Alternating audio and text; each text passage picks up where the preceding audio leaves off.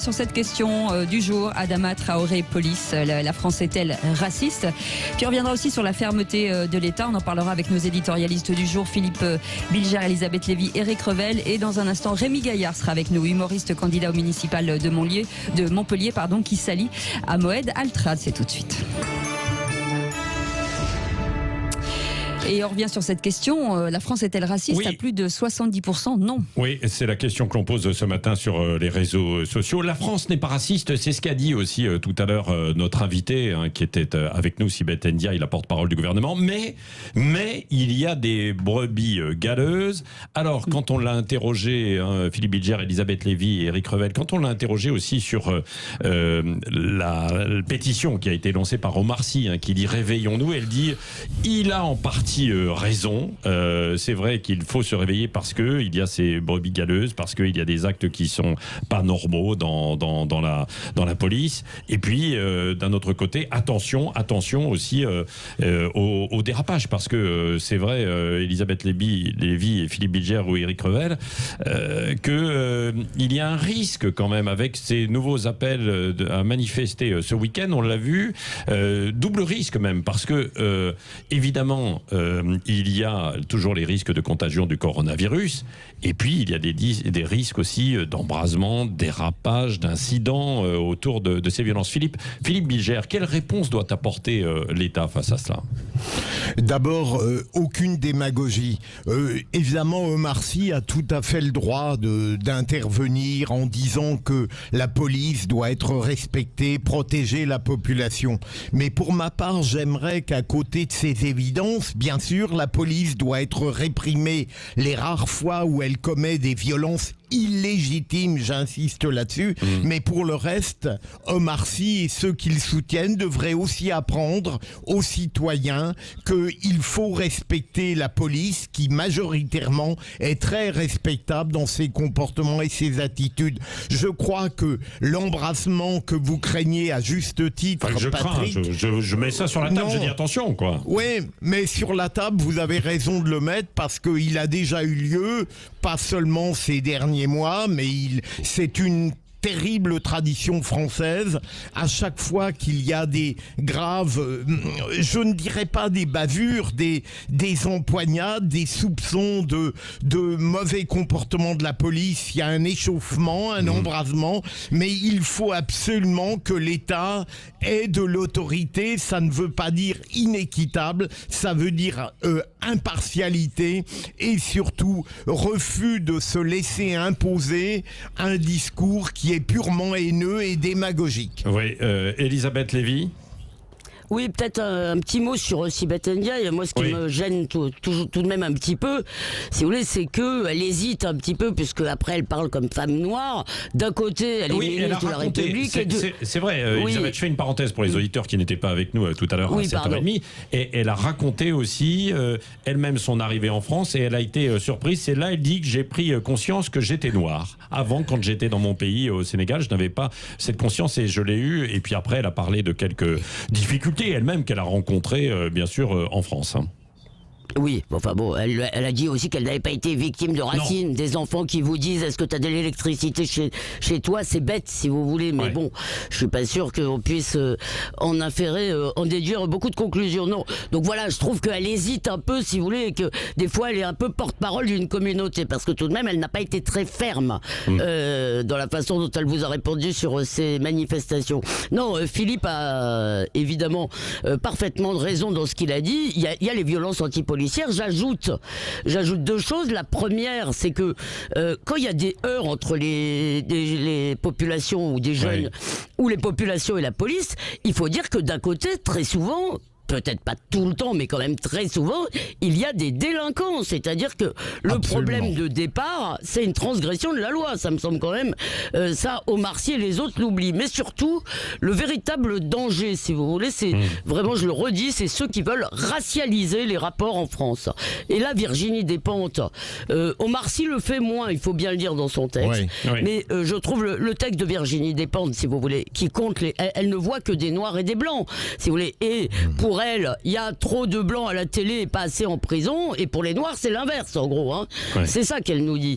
Et elle compte tout le temps.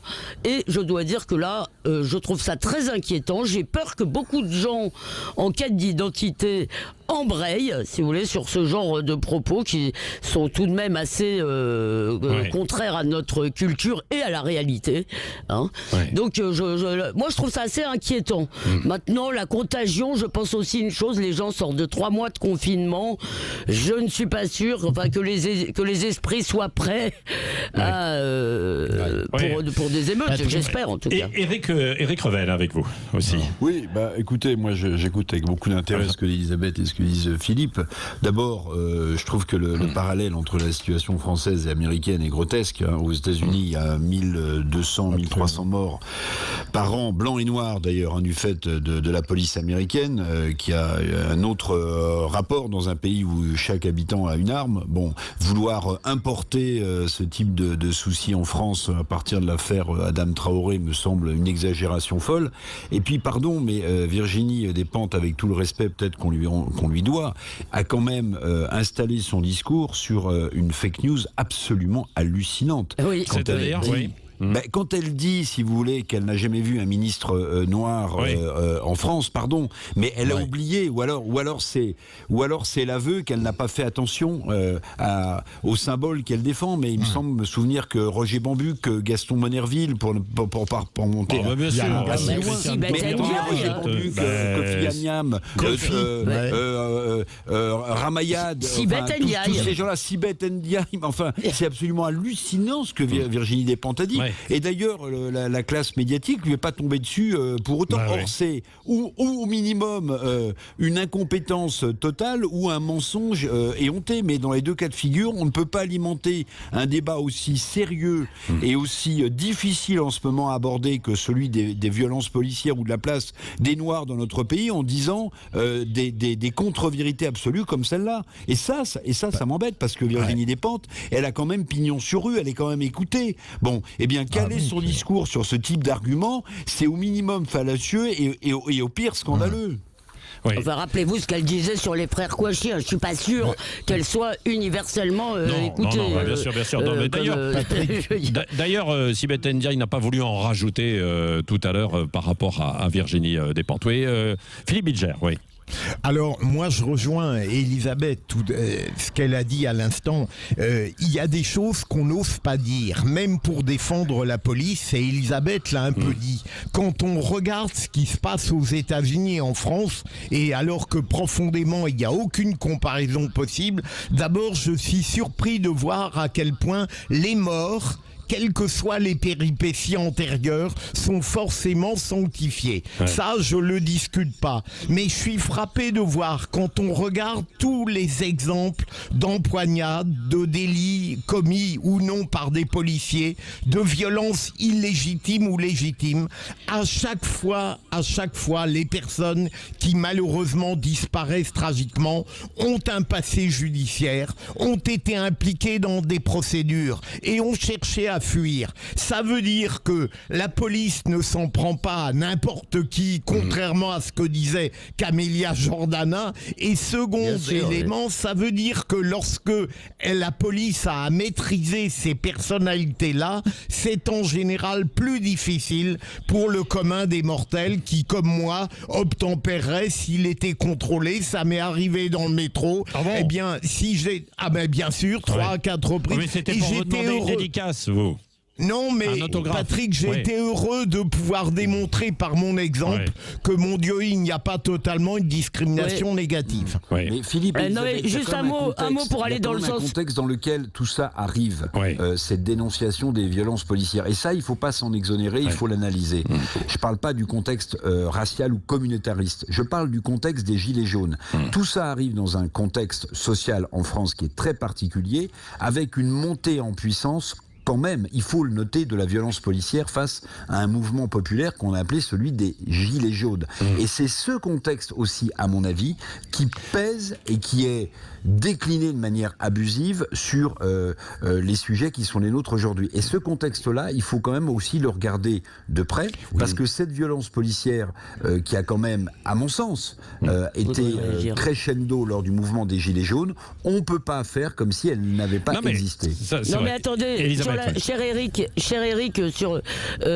sur les Gilets jaunes, vous avez raison, il y a eu beaucoup, en tous les cas, de blessés graves et de scènes de violence. Oui. Je pense qu'il faut faire très attention là-dessus, c'est-à-dire qu'il y a eu à l'évidence une défaillance générale dans nos méthodes de maintien de l'ordre. Et je pense que la remise en cause des LBD, qui sont à l'évidence pas une arme adaptée au maintien de l'ordre. Mais vous l'avez compris, Elisabeth, je ne fais pas d'amalgame, je dis simplement qu'il y a un contexte pesant. Oui, il y a un contexte pesant, mais dans tous les sens, parce que si vous voulez, on a l'idée, si les Gilets jaunes voient que, en fait, comme ils le disent avec un peu d'emphase, et même beaucoup d'emphase et beaucoup d'exagération, ils disent on s'est fait cogner, ils disent on s'est fait massacrer. Moi, je déteste entendre des mots qui ne veulent rien dire. Personne n'a massacré les Gilets jaunes, heureusement. Mais c'est vrai que c'était quand même assez dur. Et si les gens voient que face aux banlieues, en réalité, la police ne fait rien, face aux banlieues ou face en tous les cas aux communautés diverses et variées, que la police ne fait rien, qu'on les laisse, si vous voulez, aller sur les Champs-Élysées, aller à la Concorde, qu'on les laisse manifester devant le palais de justice. Si vous voulez, là, je crois quand même que ça risque d'attiser le ressentiment. Et juste un dernier mot pour aller dans le sens de Philippe et pour le rappeler, sur ces affaires d'arrestation. Dans l'affaire d'Adama Traoré, on nous raconte n'importe quoi. J'ai lu encore ce matin sur les réseaux sociaux que en fait, il se promenait avec son frère et que des gendarmes lui sont tombés dessus. Non mais il faut quand même arrêter. Et je répète que je suis triste pour sa famille et pour lui. Je veux dire, c'est pas. Merci. Allez, on va poursuivre le débat sur Sud Radio dans un instant. On va faire un crochet par Montpellier avec les municipales qui arrivent et des alliances qui se font un petit peu partout. On l'a vu, évidemment, il y a des enjeux à Toulouse, à Marseille, à Paris, bien sûr, mais à Montpellier également. C'est atypique. C'est complètement atypique.